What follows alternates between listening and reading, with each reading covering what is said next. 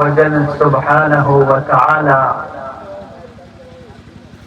हमें और आपको दीन की निस्बत से बदला मुझ पाड़ा राहे जन्नत संगठन और जुबुर समाजेर उद्योग आयोजित बदला इचना কিশোরগঞ্জ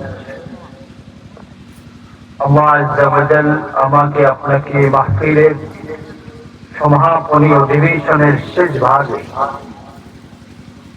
এত রাত গভীরে প্রায় 12টা ঘনাঘন